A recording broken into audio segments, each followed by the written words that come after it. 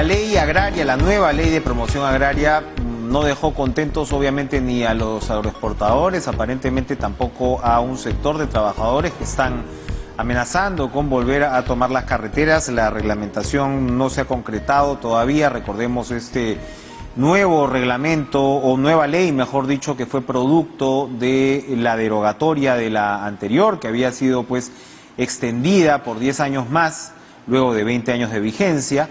Y bueno, lo que se hizo tiene varios detalles, pero sobre todo lo que marca la diferencia es la promulgación, ¿no?, de este bono no remunerativo del 30%, ¿no?, el salario mínimo, que evidentemente los trabajadores reclaman que sea parte de la remuneración. Los agroexportadores dicen que muchos van a ser muy golpeados o incluso quebrados al tener que asumir este nuevo componente, y es un debate porque finalmente estamos hablando de un lado de los derechos de los trabajadores y del otro lado pues de un motor económico para el país. Eso ha sido indudable, por algo el Perú se ha convertido en potencia ya últimamente de productos como los arándanos, antes la uva de mesa, los espárragos, lo que ya conocemos.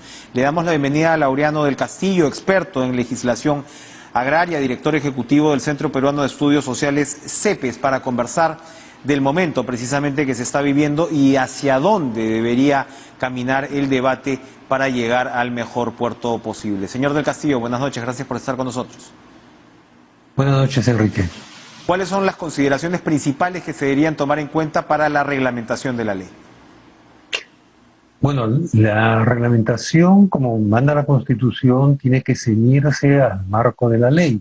En ese sentido, hay que advertir que los reclamos de los trabajadores de ir un poco más allá de lo que dice la ley en el reglamento no son posibles.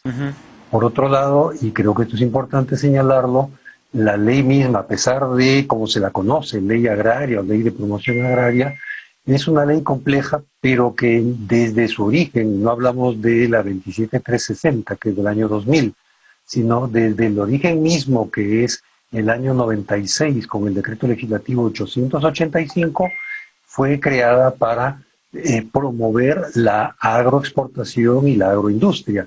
Entonces, cuando se dice la nueva ley agraria, en realidad estamos abriendo a la ley a más de lo que en realidad es su objeto. Y aquí, como usted bien dijo, Enrique, pues la ley no ha dejado satisfechos a ninguna de las partes, especialmente a los trabajadores, que como todos sabemos reclamaron un salario de 70 soles diarios y no es lo que se ha conseguido. Se ha conseguido un aumento a través de este beta, este bono extraordinario, esta bonificación extraordinaria, pero los reclamos continúan. ¿Son justos esos reclamos? ¿Mejoró la situación al final de los trabajadores de la ley anterior a esta?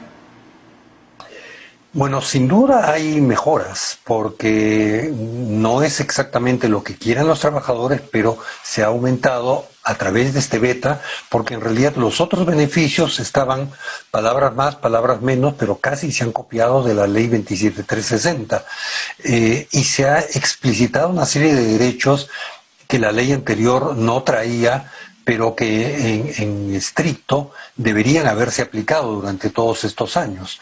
Entonces, creo que sí, para los trabajadores hay una mejora, pero no es la que ellos querían.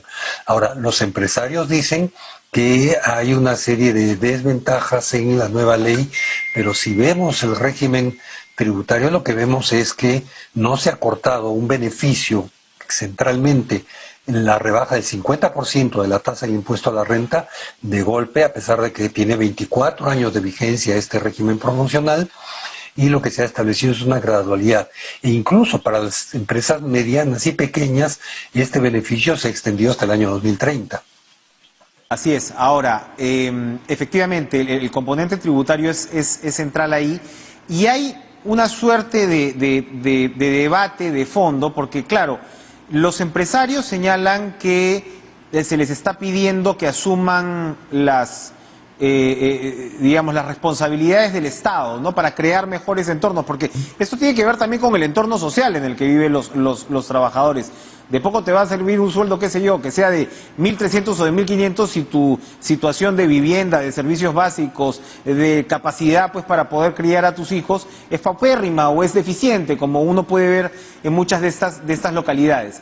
Y tienen efectivamente los empresarios esta ventaja tributaria, y la respuesta que suelen dar, más allá de no defender a rajatabla ese beneficio tributario, pero más allá de ello lo que señalan es que ellos reinvierten muchísimo en las capacidades de sus propias instalaciones, porque estamos hablando de inversiones gigantescas.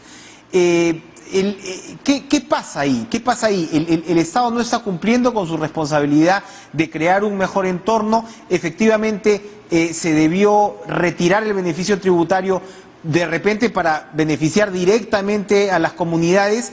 ¿Qué es lo que no está funcionando ahí? Porque yo insisto, esto no se queda sencillamente en la discusión del salario, ¿verdad? Cierto. Y en lo que usted dice, Enrique, hay varios aspectos. Por tiempo voy a ir muy rápido, pero es cierto. No se puede exigir a ninguna empresa, y esto ya lo hemos escuchado en el caso de la minería, no se puede exigir a las empresas que cumplan el rol que debe realizar el Estado en educación, en salud, en vialidad, etcétera. Pero bueno, tampoco nos vamos a quedar con esa realidad de decir, bueno, que el Estado arregle eso. Más aún cuando sabemos, y lo han reconocido en plena crisis los mismos empleadores, la AGAP, que en buena medida esa riqueza que se ha generado descansa sobre los hombros de sus trabajadores y trabajadoras. Entonces aquí hay una responsabilidad. Por otra parte, no es solamente una cuestión de rebaja de impuestos, sino también, como ha sido reconocido por el presidente de AGAP, que estas empresas tienen una una utilidad neta promedio de más del 9%. Y eso es una rentabilidad bastante alta si miramos el conjunto de las empresas. Eso hace que estos reclamos que ellos llaman sobrecostos laborales, en realidad en una situación de desventaja, de carencia de los trabajadores, tenga que ser asumida. Por lo demás, la nueva ley trae un mecanismo para que facultativamente los trabajadores digan que el porcentaje de las CTS y de las vacaciones les sean pagados no cada día, sino en la oportunidad que toca. Pero miremos, la realidad, como usted bien ha dicho, la realidad de pobreza, difícilmente puede ser cubierta con una remuneración mínima vital en las condiciones en las que vive esta gente. Responsabilidad del Estado, sin duda, pero también responsabilidad de la empresa. Ahora, no corremos el riesgo de desincentivar a un sector que, insisto, ha sido muy importante, porque claro, era de repente la fantasía o el sueño del empleo pleno el que se veía en este rubro, pero al mismo tiempo también ha formalizado a buena parte de la agricultura de la costa. ¿Usted cree que entonces la agroexportación, entre comillas, por ponerlo de manera coloquial, aguanta todavía estos procedimientos, estas mejoras en todo caso?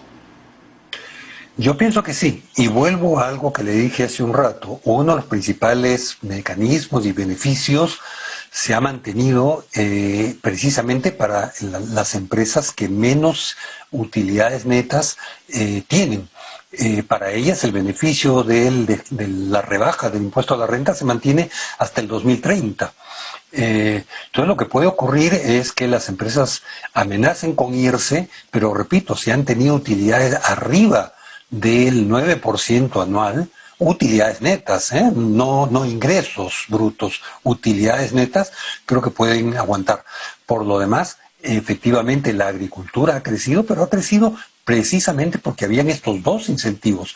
Los incentivos tributarios, que repito, se mantienen, y para las grandes, año a año va a ir bajándose hasta el año 2029 o 30.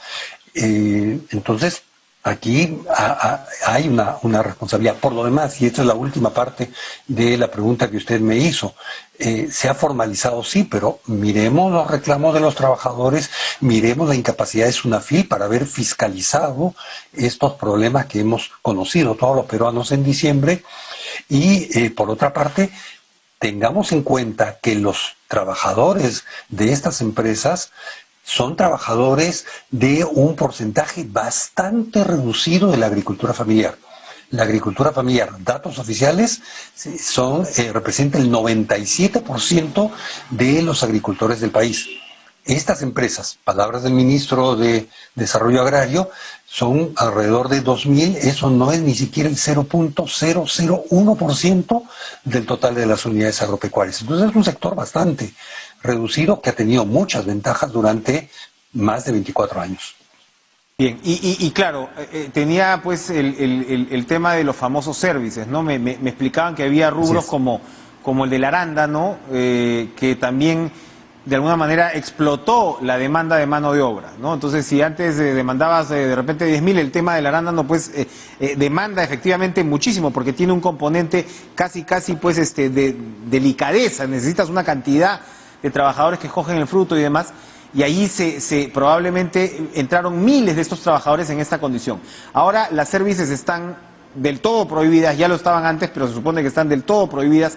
¿Eso cómo va a cambiar la fisonomía o la demografía, en todo caso, de estos trabajadores? Bueno, habrá que ver cuál es el comportamiento de las empresas, porque efectivamente las empresas de servicios o las services están prohibidas, pero sin embargo hay una pequeña ventana que ha quedado abierta y que efectivamente allí puede ser aprovechada por algunas empresas todavía.